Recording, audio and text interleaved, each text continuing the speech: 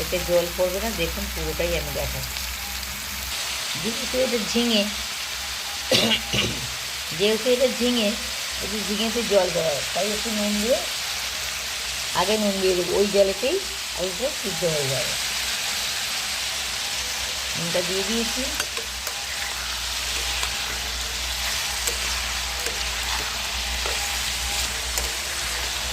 একদম টাটকা ঝিঙে আমাদের এখানে টাটকা টাটকা সবজিটা পুরো পাওয়া যায়।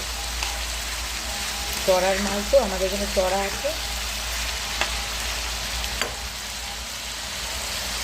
এবার পোস্ততে হলুদ দিয়ে দেবো, লঙ্কা দেবো না, কারণ কাঁচা লঙ্কা বেটেছি পোস্তর সাথে।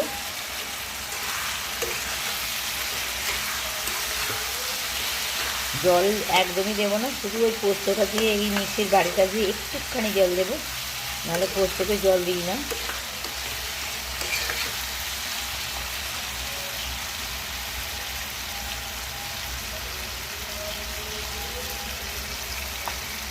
এখনো আলু সিদ্ধ হয়নি।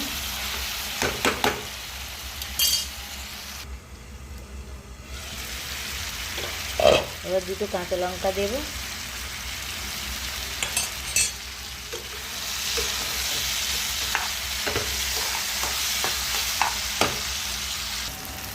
এবার ঝিঙেগুলো গলে গলে এসছে, এবার পোস্তটা দিয়ে দেবো, দিয়ে চাপা দেওয়া হবে। পোস্ত বাটাটা দিয়ে দেবো। এই বাটিটা ধুয়ে একটু জল দেবো, হালকা একটুখানি জল দেবো,